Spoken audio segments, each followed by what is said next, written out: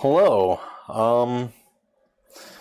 In this lecture, we're going to be talking about how to identify foliage for your playground park space. Now, when we left off, we had put together the detail plan for the pavement. We put together the layout plan for the pavement. We established cardinal key.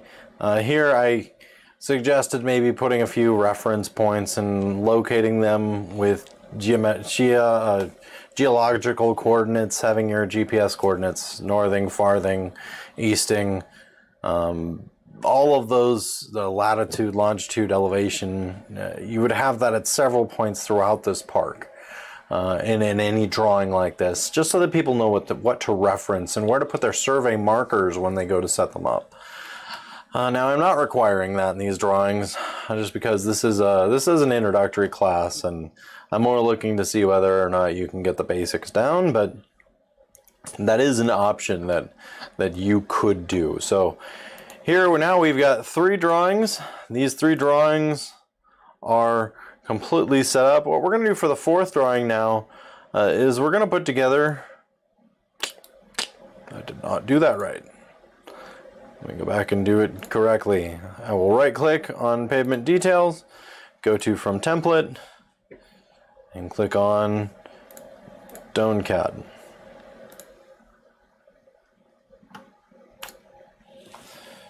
Bring it in, and it comes in right here like this. First things first, rename it. This is going to be 4 dash foliage layout.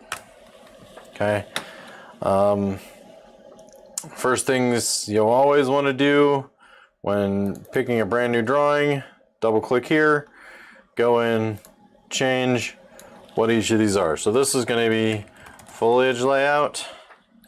Again, on my drawings, for some reason, I have to delete this in order for there not to be a redundancy there. We're using architectural units. Here, I'm going to use a scale of 1 inch equals 1200 feet again, 1200 inches again, or 100 feet. 1 inch to 100 feet. Come on, pick initials. This is made by me again. And this is page 4 of we don't know how many. So I'll go ahead and hit OK. It'll update my layout. There, and I've got my layout all set up. So what I'll do first, go to my layout tab, insert a rectangular viewport. I'll have to make sure that I go back and set this to the viewport tab later, but I will do that. Click on this, home, up here, it's on the viewport tab. Now I will double click in here, type Z, S, and then 0.000833333 to get my correct scaling. I'll double click out of here, and then I will shrink my viewport. Now remember, because I have this in my viewport layer, the viewport layer does not print. So it doesn't matter if I have these orange lines on here, because ultimately the orange lines aren't going to show up when I print. They'll be invisible. So this is my full drawing. It has everything that I have visible in my model sheet. Which, by the way, when you print the full sheet, you're going to have to remember to change that. We'll get there when we get there. What I want for here is I'm going to want my sidewalks just for reference. I don't really want anything else other than maybe the lake and the boundaries. I don't want my zones. I don't want the shadings, the hatchings. It makes it too busy. So I'm going to double click on here to go into the model space for this viewport. And I'm going to go into my layer properties tab. And then I'm going to VP freeze, not boundaries, buildings, constructions, depth points, dimensions. I want to keep foliage. I never put anything in for grass. I probably won't. Oh, I want to keep the lake. Lights are gone. Notes are gone. Pavement parking hatch is gone. Sidewalk hatch is gone. Play surface is gone. Playground structures are gone. Trees stay on. Don't want viewports and I don't want zones. Okay. Click out of this, and this is what I do want. You'll notice I've got through 2 different kinds of hatching. One of them is for flower bed. One of them is for the shrubs. And then I have all my green X's indicating the locations of the trees. Okay. Now, just to make this simpler, what you would do typically is if you have multiple different kinds of trees that you want to have located in your park, what you would do is you would go in with your X, and for every single X, you would draw... I'm in the Notes tab. I'm going to switch here and put this in my Trees tab. My trees layer, because I don't want these to show up anywhere else where I'm not showing where the trees are. And you maybe even create a brand new layer called Tree Labels. But for every single tree, you'd have to go in and you would have to specify, I want this to be a number 1, I want this to be a number 2. Oh, shoot.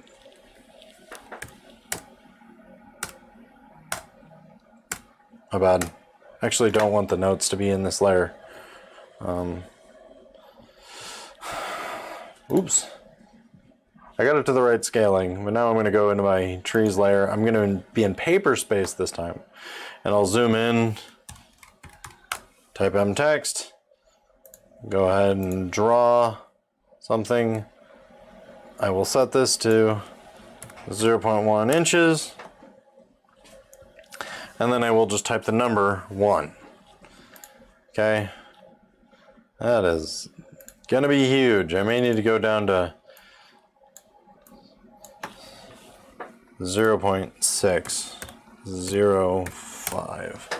Make it about half as big. Now this is really tiny. It's a 1/16 of an inch. Your expectations are that they would get out their magnifying glass, and if they really wanted to know.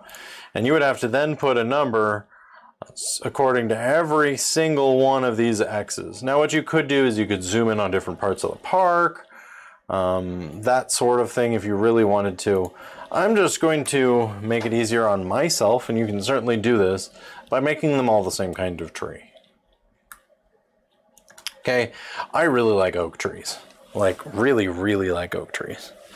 But since we're building this in Nebraska, it's usually a good idea to jump on here and check what trees can be planted in Nebraska. So this is just, it talks about native species. I mean, you can find this information all over online. There are lots of arboretum societies who discuss how these work. Like for example, this is not recommended planting ash trees in Nebraska. There's an X in it. It's because this one is it's very susceptible to the emerald ash borer. But there are a lot of other types of trees. You can plant a coniferous hemlock tree. You can go in if you really like juniper trees, which I'm highly allergic to juniper, so I tend to avoid that one. Box elder maple. These are a weed. In my opinion. I do like some maple trees. Red maple trees are gorgeous, especially in the fall. The leaves turn really bright red like this. It's absolutely stunning. Sugar maples are also pretty trees. Looking at the different types of oaks that can be grown in Nebraska, I mean, you got your northern red. Red oaks are probably my favorite here. We can do a little bit more research on how it looks, so I can just jump up here quick and Google a red oak tree. What is that? Oops, it's a northern red oak, yeah. So make sure to rate northern red oak. I'll look at some images of them just to see how they look.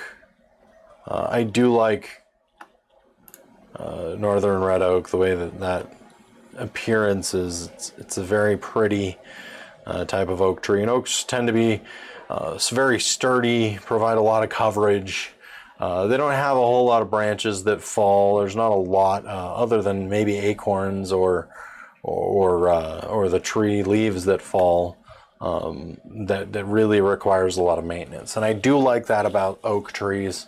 Maple trees they fall apart very quickly. They don't have a very good lifespan. Oak trees just have a really good lifespan. So for me, I'm going with a northern red oak. I could also go with a black oak. And a black oak, ooh, interesting. Black oak just looks like this. It's got the regular green leaves. It's not nearly as pretty in the fall as the northern red oak, but they're very strong trees. So one of these two, I'm probably going to go with the northern red oak just because I like the colors a little bit more. But I would, if it came down to cost, I would recommend probably black oak because these are going to be a little bit cheaper. They're just pretty trees. I love trees. So the next thing that I need is I figured out what I'm going to do for my trees. The next thing that I need to figure out what I'm going to do for the shrubs. So I'll jump back in here, and here's a document that I found. It's from the Nebraska Statewide Arboretum.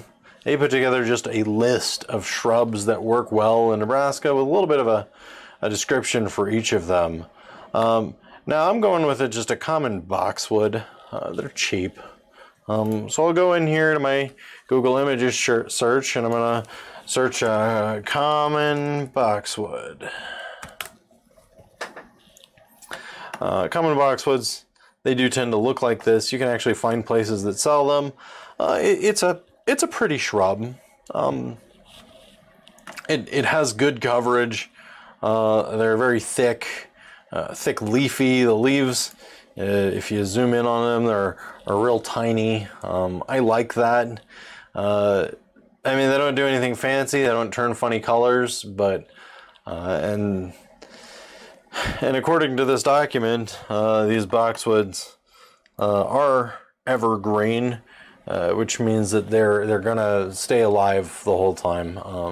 They're pretty common in parks. I might be allergic to these as well, but it's whatever. But I like this.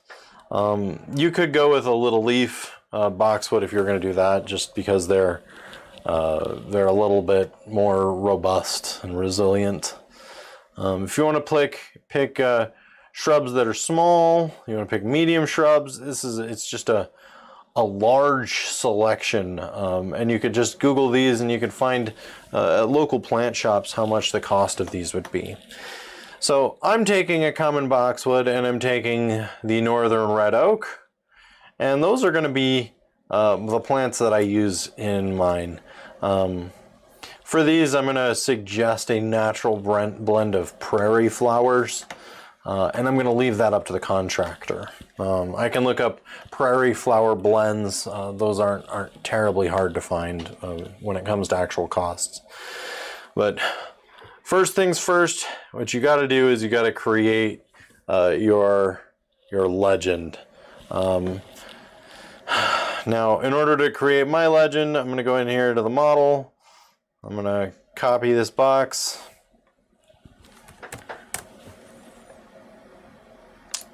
Move it down, escape, copy this text, move it down, escape, double click in here, and this is going to be foliage details. Okay, and all I'm going to do here is I'm just going to show the hatchings, and that's going to be a way for me to show what those hatches mean. So I'm going to go ahead and click on this hatch. Nope, before I do anything, I'm going to go into my foliage layer and I'm going to draw two boxes down there.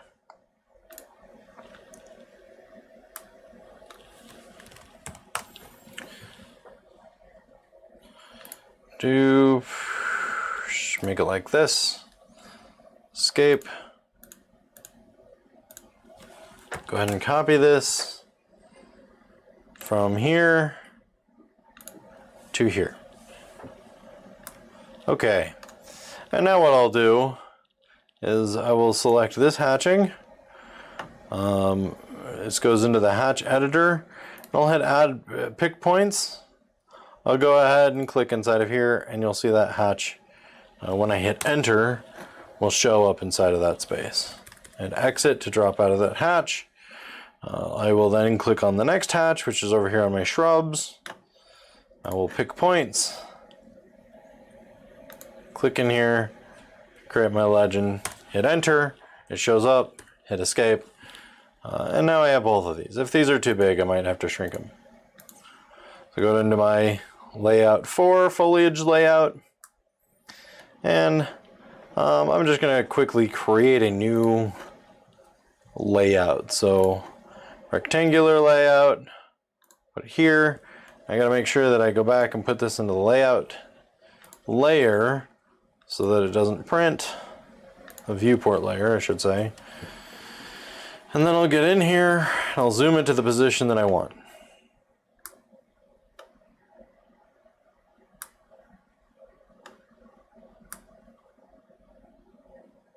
There we go. Shrink my viewport. I recognize I probably made this too huge, but then it is what it is. Drag this over here, and now I'm going to annotate it quickly. So I'll go into my notes layer. And I'm just going to draw this on the page itself, text. I will create a text box for this. And what I'm going to type is, for this one, this is going to represent my Prairie Flower blend. Gotta remember to change this to 0.1. Should probably just change the text style overall to automatically go to 0.1. And then pick this and move it at 0.1 comma negative 0.1 just to provide a little bit of a separation away from that box. And then I will copy this, specify base point up here, going down to base point down here, escape, double click on this, change the text to common boxwood shrub. And there we go. I've got my common boxwood shrubs specified. I got my prairie flower blend, flower beds specified. Now I'm going to create some just general notes because I haven't explained anything about my trees yet. If you were to put in 1s and 2s, you would have to specify 1 is X type of tree, 2 is X type of tree, and that would be necessary. Since I didn't do that, I'm trying to go fast here. Which means I only end up with one kind of tree, which, if you know me, doesn't bother me at all. Now I'm going to create a notes layer. Oh, I got to make sure that this is 0.1. Okay, so in my notes, 1. All trees are northern red oak. Okay, so that's important. Shrubs are installed. If we go back to our understanding of these, they can grow 5 to 6 feet wide by 3 to 5 feet tall. We're going to go ahead and go on the larger end of this spectrum, and I'm actually going to say I want these to be 4 foot apart, so they're going to be spaced 4 feet when I use this brush. 4 feet apart. 3. The selection of prairie flowers is up to the discretion. Nope, not up to the discretion of the contractor. Must be native to Nebraska. Just because it's nice to include native flowers and species in a park space. It builds the natural ecosystem. Okay, and lastly, all flower beds are to be installed with natural wood mulch. Why not? We have that ability to specify it. So that's all I need for foliage. I just provided a view that has those different layers that I'd already drawn. I provide the legend and I provide some notes. Notice that we tend to do this a lot, this exact same format in every drawing. And we're not providing a ton of measurements here because the idea is you would actually take a ruler out and you would measure the location of each of these. The contractor would then be able to figure that out geometrically, how far away from their control points to each of these spots be. So say you had a control point up here, they would measure what is this distance using a ruler, what is this distance using a ruler, what is this distance using a ruler, and then from those distances they would be able to sight them using their surveying equipment, and they would put stakes up and then they would create that curve based off the points that they shot from their control point. So that's how they would actually build it, which is nice for us because it means we don't have to put in nearly the number of dimensions. All right, we'll keep working on, we have 3 more pages to put out. I will try to get at least 2 of those page designs done